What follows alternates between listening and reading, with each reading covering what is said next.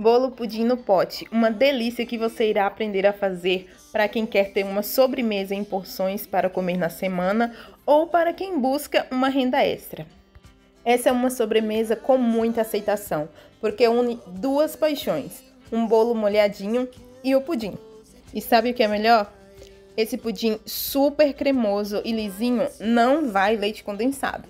Isso mesmo que você ouviu. É possível sim fazer um pudim perfeito sem utilizar esse ingrediente. Me fala se não é maravilhoso? Uma receita incrível dessa com ingredientes simples que você tem na sua casa. Vamos aprender? Olá pessoal, tudo bom com vocês? Estou trazendo mais uma delícia aqui para compartilhar. Eu sou a Vanessa Radassa, sejam bem-vindos à minha cozinha. A primeira coisa que iremos fazer é a calda de caramelo. Para isso, iremos derreter o açúcar de forma gradativa. Eu gosto muito de usar essa técnica porque ajuda você a controlar a temperatura do açúcar, fazendo com que assim ele não venha a se queimar. Então, se você tem dificuldades em fazer um bom caramelo, uma boa calda, é só seguir essas dicas. Você irá colocar o açúcar na panela aos poucos e conforme ele for derretendo, você irá acrescentar mais. Dessa forma, você consegue fazer com que ele derreta de forma mais uniforme. Eu faço o mesmo processo na adição da água. Eu uso água quente e vou adicionando aos poucos e mexendo. Dessa forma eu garanto um caramelo lisinho e sem queimar. Quando eu retiro ele do fogo, ainda está nessa consistência um pouco mais ralinha, mas assim que ele esfria, ele pega a consistência de caramelo. Lembrando que todos os ingredientes estarão listados abaixo na descrição do vídeo. Aqui eu irei iniciar a massa do pudim. Eu acrescento o açúcar dentro do leite e levo para aquecer. Você não precisa deixar o leite ferver, ele precisa apenas ficar quente. Esse pudim é maravilhoso porque não vai leite condensado. É muito econômico e fica super saboroso. Não é preciso nem usar liquidificador. Em uma vasilha mesmo, batendo na mão, eu adiciono 3 ovos e mexo com o fouet apenas para poder unir a clara com a gema. Não bata demais para não criar espuma, apenas para misturar mesmo e tornar tudo uniforme. Em seguida, eu adiciono o leite quente com açúcar aos poucos. Fazendo dessa forma, eu garanto com que as gemas e as claras que a gente colocou aqui não venham a cozinhar com leite quente. Mais uma vez ressaltando, não é leite fervendo, é apenas leite quente. Gente, eu vou colocar aqui uma colherzinha de essência de baunilha. Ah, eu posso fazer sem a essência? Poder até pode, mas eu recomendo que você use, porque dessa forma traz mais aquele sabor característico do pudim. E aí está pronto. Vocês acreditam que a massa do pudim é só isso? Agora é só passar por uma peneira para garantir que não vai ficar nenhum gruminho de ovo.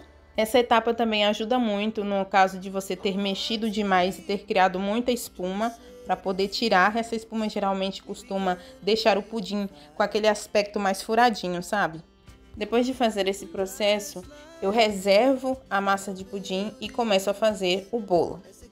Eu vou fazer o bolo de chocolate, que é uma massa muito simples. Como eu disse, os ingredientes vão estar todos listados abaixo na descrição do vídeo. Porém, se você quiser, pode estar fazendo o bolo do sabor que você preferir. Não é obrigatório fazer o de chocolate. Para esse bolo eu vou utilizar o leite e um pouquinho de vinagre. Isso vai fazer com que o leite talhe. Você mistura e deixa reservado alguns minutinhos. Isso vai ajudar tanto que a cor do bolo fique mais escura, quanto que a massa fique mais saborosa, aerada e úmida. Ah, e é bom que o leite esteja morninho para que isso aconteça. Eu gosto de fazer a massa de chocolate porque ela é simples. Notem que eu estou usando apenas um fouet e um bowl. Não preciso ficar sujando nem liquidificador e nem batedeira. Esse chocolate que eu estou usando é o 50% cacau. Eu não recomendo que você use achocolatado. O trigo eu gosto de adicionar aos poucos para garantir que não fique nenhuma pelotinha. E também não gosto de misturar muito para não desenvolver o glúten. Você vai mexer com delicadeza e aos poucos. Aqui o vídeo está acelerado, mas quando você for fazer, mexa com bastante cuidado. Pessoal, enquanto eu estava preparando a massa do bolo, eu já deixei no fogo uma água esquentando, para na hora que a gente for fazer o banho-maria, já entre com a água quente. Isso é essencial para a receita funcionar.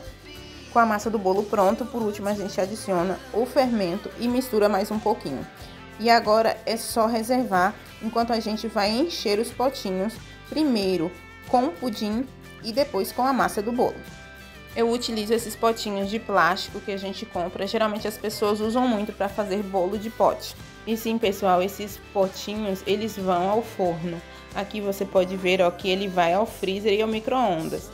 Então dá para se colocar no forno também. Contém 25 unidades e o tamanho que eu estou usando é de 250 ml. Eu começo colocando o caramelo aqui no fundo do potinho, vocês estão vendo. Não precisa ser muito. Eu coloquei aqui 25 gramas de caramelo em cada potinho e é o suficiente. Se você quiser colocar mais, eu penso que 30 gramas já está de bom tamanho. Em seguida, eu já vou colocar aqui a massa de pudim e ela é bem líquida assim mesmo. Eu costumo colocar 80 gramas, mas se você quiser colocar o pudim para que ele fique um pouquinho maior, fica ao seu critério, fica ao seu gosto. Eu gosto de usar 80 gramas porque para mim vai render aí um total de 8 potinhos, sem sobrar nenhuma massa e sem faltar também. Dessa forma que eu estou fazendo, a proporção de massa de bolo vai ser maior que a de pudim. Se você quiser fazer meio a meio, fica ao seu gosto, no seu critério. Porém, eu acho que dessa forma que eu faço, fica bem equilibrado. Após isso, eu vou começar a colocar a massa de bolo. E para me ajudar, eu vou utilizar uma concha. Mas se você preferir, também pode usar uma manga de confeitar.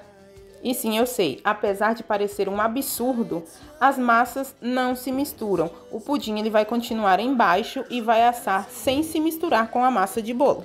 Isso acontece porque eles têm densidades diferentes. Eu estou colocando aqui mais ou menos 111 gramas de massa de bolo. Mas, pessoal, eu aconselho vocês a colocarem um pouquinho menos, porque algumas das minhas massas acabaram ficando muito rentes à tampa, tendo dificuldade para fechar, e outras até transbordaram um pouquinho, eu tive que cortar o topo.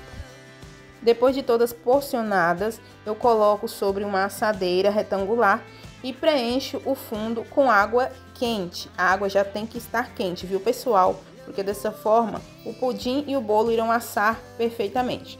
Cubro com papel alumínio e levo ao forno ali mais ou menos em 170 graus e deixo até que o bolo esteja assado. O tempo vai variar muito de forno para forno, é só você fazer o teste do palito. Quando espetar e sair seco, está pronto. E assim eles ficam assados. Eu coloquei depois na geladeira, ali por volta de umas 3 horinhas, só para eu ter certeza que o pudim ia firmar. Aqui, gente, olha, para vocês verem, ficou bem rentezinho com a tampa, com a borda do potinho, então eu tive que cortar essa parte. É simples, é só você pegar uma faquinha e ir retirando aqui por cima. Se você quiser também, dá para você afundar um pouquinho mais e colocar uma cobertura. Mas eu gosto de comer dessa forma, acho que tá de bom tamanho. Mas se você não gostar dessa estética que ele fica aqui em cima, você pode estar colocando sim uma cobertura. Agora sim, dá para fechar perfeitamente sem nenhum empecilho. Ele fica um bolinho tão úmido, pessoal, que não precisa nem sequer regar com calda. Nem ao menos passar nenhum desmoldante, porque ele solta facilmente. Vou desenformar uma aqui para vocês verem. E olha só, apenas apertando ele já se solta. E aqui eu viro ele num pratinho e não tem dificuldade nenhuma para desenformar. Olha só que perfeição que fica esse bolo. Como eu disse a vocês, para mim, no meu gosto, a proporção perfeita é essa. Mais bolo do que pudim. Mas você pode colocar da proporção que você quiser.